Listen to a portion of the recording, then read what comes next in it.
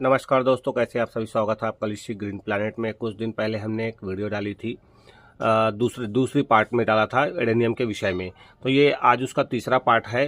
पहले पार्ट में हमने इसे रिमूव किया था, रिमूव करके हमने इसे दूसरे पार्ट में धो के इसे ड्राई होने के लिए रख दिया था। आज हम तीसरा पार्ट में क्या करते हैं वो हम आपको दिखाते हैं। देखिए, तीसरे पार्ट में अब हम आपको दिखाएंगे कि किस तरह से इसकी रूट की ट्रिमिंग की जाती है। ये जो अनवांछित रूट्स हैं इन्हें हम निकालेंगे। जैसे इस तरह से हमने निकाल दिया है, तो इस तरह से हम इसे रिमूव करेंगे। हेयरी रूट जितने भी हैं जिनकी हमें ज़रूरत नहीं है उसे हम निकालेंगे। इस रूट प्रूनिंग से ये भी फ़ायदा होता है कि इसका जो कोडेक्स है वो मोटा होता है और रूट जो है शेप में आता है। रूट ही कोडेक्स बनाता है, तो आपको उस तरह से ट्रेन करना होगा जिस तरह से आप चाहते हैं। और हेयरी रूट्स की ज़्यादा इनको ज़रूरत नहीं होती है, तो इसे हेयरी रूट्स को निकाल देना चाहिए। तो इसे किस तरह से निकालेंगे? एक सैनिटाइजर लीजिए, सैनिटाइजर और एक धारदार चाकू लीजिए या कटर, आपके पास जो भी उपलब्ध हो। बस नुकीला होना चाहिए ताकि वो कोने में जा सके और इन्हें काट सके। इसे सैनिटाइज कर लीजिए। सैनिटाइज करने के बाद में इसे इस्तेमाल करना है। थोड़ी थोड़ी सी सावधानियां ही आपको आपके जो पौधे हैं उन्हें गलने से, सड़ने से बचाते हैं, वरना इन्फेक्शन का खतरा बना रहता है।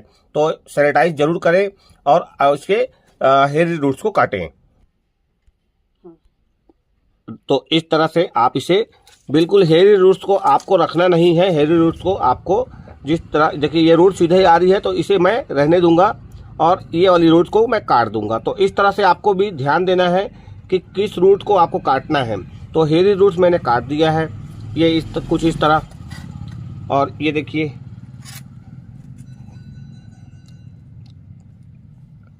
रेडी गो।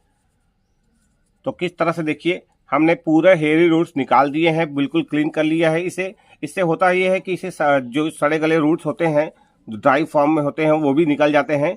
तो इस तरह से आपको भी कर लेना है और इसे क्लीन कर लेना है। अब क्लीन करने के बाद में अगला प्रोसेस क्या होगा कि आप इस तरह से फंगीसाइड का घोल बनाइए। घोल बना करके आपको क्या करना है, पूरा का पूरा यहाँ तक, ये पूरा वाला ये हिस्सा पूरा कोडेक्स से लेकर के हम यहाँ तक इसकी सावधानी के लिए, ताकि हमको कोई रिस्क ना रहे इसमें।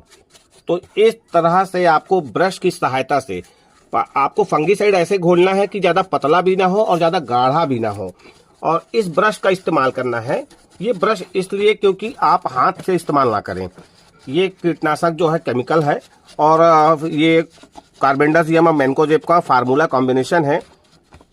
ये देखिए, तो मैंने कुछ इस तरह से एक एक कोने कोने में इसके फंगीसाइड का लेप को लगा दिया है। अब ये आप इस्तेमाल देखिए, एक भी कोना छूटा नहीं है मेरा, कुछ इस तरह से।